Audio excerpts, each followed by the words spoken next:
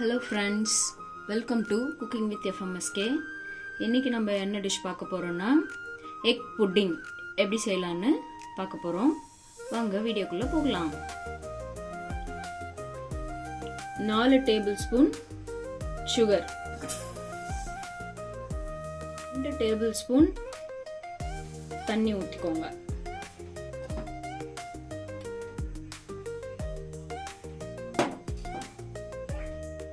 இது எதுக்குன்னு பார்த்தீங்கன்னா, ஃபர்ஸ்ட் புட்டிங்கோட பேஸ், அதாவது கேரமல் ரெடி பண்ண போகிறோம். அடிவிடாமல் கிளறுங்க. சர்க்கரை வந்து கலர் சேஞ்ச் ஆகும். எந்த கன்சிஸ்டன்சின்னு நான் சொல்கிறேன். அந்த கன்சிஸ்டன்சி வந்த உடனே ஆஃப் பண்ணிக்கணும். கைவிடாமல் கிளறிட்டே இருங்க.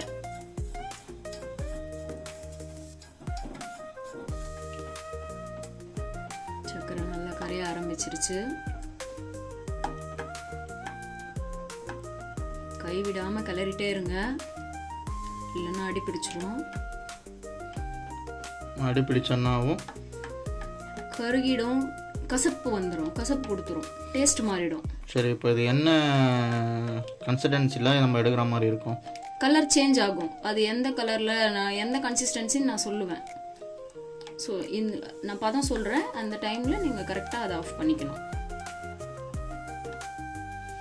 பார்த்தீங்களா, இந்த கன்சிஸ்டன்சியில் ஆஃப் பண்ணிவிட்டு பட்டர் தடவுன பாத்திரத்தில் வந்து மாற்றிக்கணுமா? மாற்றிக்கணும்.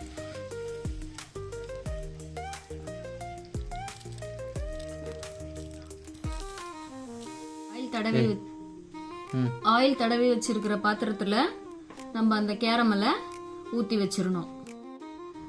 அதுக்கப்புறம் 3 முட்டை ஒரு பாத்திரத்தில் உடைச்சி சேர்த்துக்கோங்க.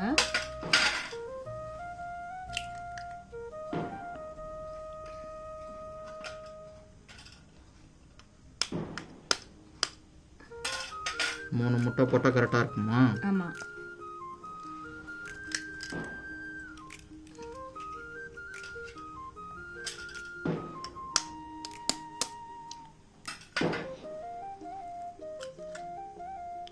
முட்டை. அது கூட என்ன சேர்க்கணும்? அது கூட 4 டேபிள் ஸ்பூன் அளவு சர்க்கரை.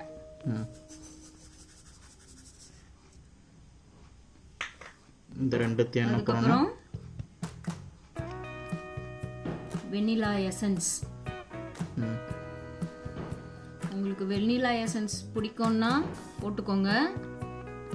சும்மா யாருக்கு என்ன ஃப்ளேவர் பிடிக்குமோ அந்த ஃப்ளேவர் ஆட் பண்ணிக்கலாம். அப்படி அந்த எசன்ஸும் இல்லைன்னா வீட்டில் இருக்கிற ஏலக்காய் பொடியை கூட நம்ம ஆட் பண்ணிக்கலாம். சும்மா நான் ஒரு முடி மாதிரி போடுறேன். ஒரு முடி போதுமா?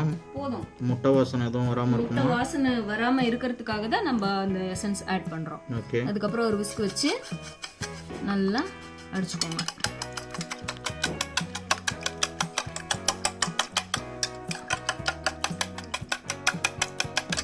நல்லா பீட் பண்ணணும்.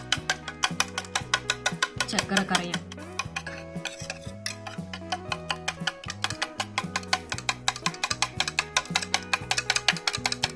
பார்த்தீங்கன்னா நம்ம செஞ்சு வச்ச கேரமல் நல்லா செட் ஆயிருக்கு.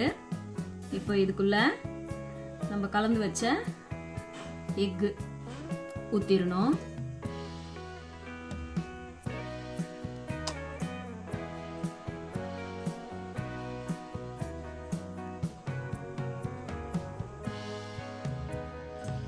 இப்போ இட்லி, நார்மலா இட்லி பாத்திரத்துல இட்லி செய்வீங்க இல்லையா, அந்த மாதிரியே தான் அந்த புட்டிங் செய்ய போறோம். இட்லி பாத்திரத்துல கொஞ்சமா தண்ணி பிடிச்சிக்கணும். அந்த தண்ணி பிடிச்சிட்டு அதுக்குள்ள இந்த மாதிரி ஒரு ஸ்டாண்டு வச்சுக்கோங்க. ஸ்டாண்டு வச்சுட்டு நம்ம ரெடி பண்ணி வச்சிருக்கிற முட்டை அதை அந்த ஸ்டாண்டுக்கு மேலே இப்படி வச்சிருங்க. இந்த முட்டையோட பால், 1/4 லிட்டர் பாலை, காசி ஆற வச்ச பாலை கலந்துக்கோங்க.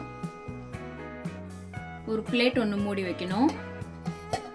மூடி போட்டு மூடிடுங்க. இட்லி தட்டை போட்டு மூடிடலாம்.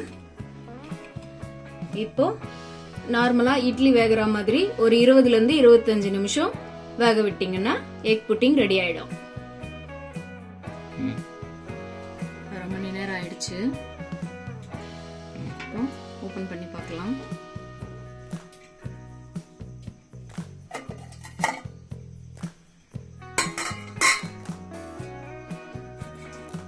ஷேக் பண்ண தெரியுதுங்களா? புட்டிங் ரெடி ஆயிடுச்சு. இப்போ இதை நம்ம சூடு ஆற வச்சுட்டு ஒரு 1 மணி நேரம் ஃப்ரிட்ஜில் எடுத்து வச்சிடணும். சில்லுன்னு சாப்பிட்டா நல்லா இருக்குமா? ஆமா, ஜில்லுன்னு தான் சாப்பிடணும். இதை சூடா சாப்பிடக்கூடாது. சில்லுன்னு சாப்பிட்டாதான் நல்லா இருக்கும் சாப்பிட. 1 hour ஆயிடுச்சுங்க. இப்போ பாருங்க, இப்போ நம்ம புட்டிங் ரெடி ஆயிடுச்சு. 1 hour ஆயிடுச்சுங்க. இப்போ நம்ம எக் புட்டிங் தயாராகிடுச்சு. இப்போ நான் ஓரத்தை லேசாக கிரிக்கிறேன். லேசாக எடுத்து விட்டால் தான் கரெக்டாக வரும். இந்த மாதிரி பண்ணிக்கோங்க. இதுக்கப்புறம் நம்ம பிளேட்டில் மாற்றிக்கலாங்க.